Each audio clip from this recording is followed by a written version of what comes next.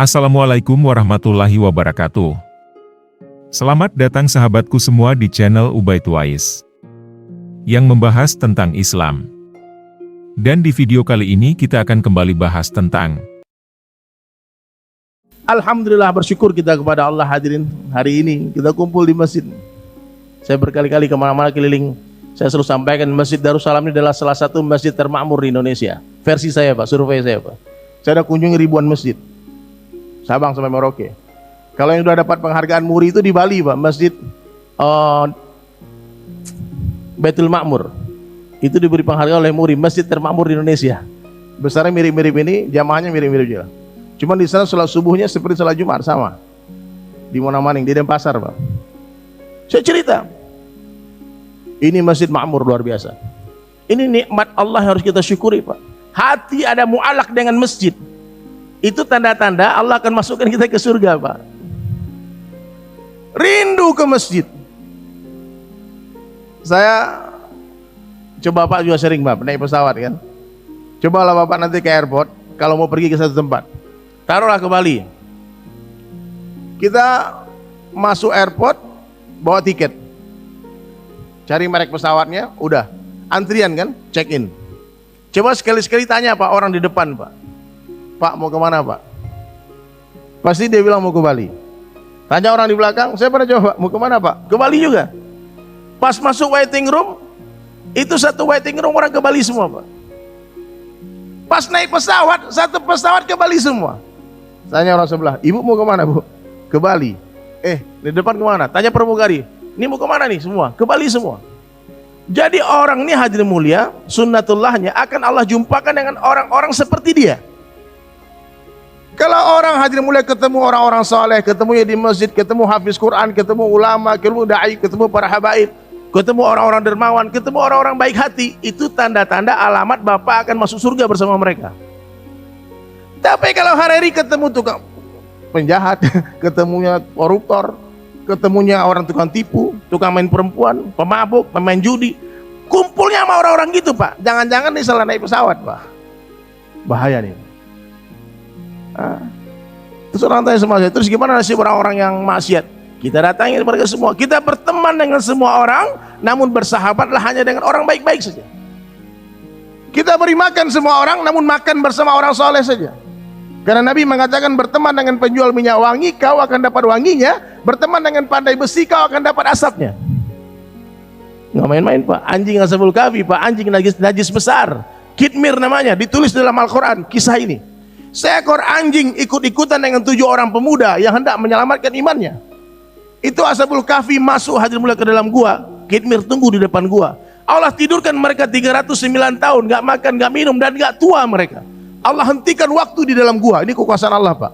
Allah suka-sukanya aja.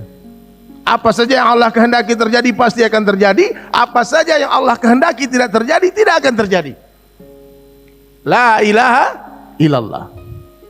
Jadi Ashabul Kahfi bangun, mereka nggak keriput, mereka nggak beruban. Mereka semua bertanya, kira-kira kita tidur berapa lama? Lah paling berapa jam saja. Lalu mereka keluar dari gua, dia lihat ada fosil Pak.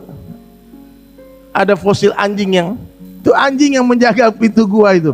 Dia keluar, suasana berubah. Ternyata telah dipimpin, kerajaan tadi dipimpin oleh seorang raja yang saleh. Dia belanja, orang bingung, kalian curi uang ini di mana? Ini uang laku 300 tahun lalu. Dia bilang, ini uang kami.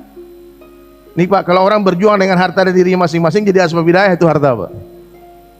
Dipanggil, oh subhanallah, ternyata dulu keluarganya kalau udah pada meninggal semua, ini udah cucu-cucu keturunan mereka semua. Subhanallah. Ini kekuasaan Allah. La ilaha illallah. Jadi hadirin dirahmati Allah Ta'ala, bertemanlah, bersahabatlah dengan orang-orang baik. Ini teman-teman sahabat ini akan menjadi syafaat bagi kita. Ya. Jadi kalau mau masuk surga jangan sendiri-sendiri Pak. Ajak semua orang, ajak sebanyak itu. Dan Nabi memberikan fadilah yang begitu dahsyat. Apa kata Nabi? Satu orang saja yang dapat hidayah asbab engkau. Nih, waktu itu Nabi bicara kepada Sayyidina Ali, karamallahu wajah. Wahai Ali, satu orang saja di perang Khaybar nih, pulang habis, Nabi berkata kepada Ali, satu orang dapat hidayah kepada engkau, asbab engkau wahai Ali, itu lebih baik daripada seluruh benda yang disinari matahari. Dalam hadis lain dikatakan lebih baik daripada unta merah satu lapangan. Unta merah itu kendaraan termewah di zaman Rasulullah sallallahu alaihi wasallam. Sekarang coba kita pikirkan, Pak, kita sudah berapa tahun hidup di dunia, sudah berapa orang yang bersyahadat di tangan kita? Sudah berapa orang yang dapat diraih asbab kita? Saya tidak menyaksikan, Pak, di Indonesia ini hampir semua orang Islam ahli ibadah. Yang haji berkali-kali banyak. Kalau 3 kali, 4 kali haji ada. Yang umroh 15 kali, 20 kali saya sering ketemu, Pak. Madrasah yang terbanyak di dunia itu di Indonesia. Masjidnya kurang lebih 1 juta masjid dan musola di Indonesia. Hafiz Quran banyak, qori banyak. Dibawa qori kita pakai luar negeri ke Arab, lomba, Pak, juara 1 terus, nggak pernah juara 2. Terbaik di Indonesia ini.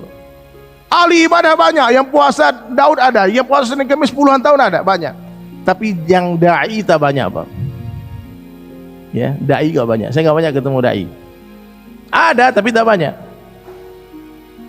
Jadi Bapak juga jangan sedih. Banyak orang masuk surga nanti asbab amal ibadahnya juga ada. Tapi kendaraan tercepat menuju Allah adalah kendaraan nabi-nabi. Apa? Dakwah. Dakwah ini adalah kendaraan tercepat menuju Allah. Karena dulu kendaraan ini dipakai oleh para nabi dan Rasulullah SAW. Kendaraan ini digunakan oleh para sahabat menuju Allah. Sayyidina Umar bin Khattab mengislamkan 2 juta orang dengan tangan, 2 juta orang dengan tangannya. Sayyidina Abu Bakar radhiyallahu anhu hari ini masuk Islam, esok hari langsung mengislamkan 9 orang, Pak. Jadi orang yang beruntung itu siapa? Orang yang meninggal dunia, dia ditimbun di tanah, dalam tanah, ternyata hadirin mulia buku catatan amal tidak ditutup. Usianya ditutup, buku catatan amal tetap terbuka, mengalir sampai hari kiamat. Asbab apa? Dakwahnya. Terima kasih untuk semua sahabatku Ubaid Wais. Sudah tonton sampai akhir, semoga dengan adanya video ini, kalian semua paham dan mengerti apa yang sudah disampaikan. Jika ada kekurangan maupun kesalahan yang disampaikan, mohon untuk dimaafkan. Terima kasih.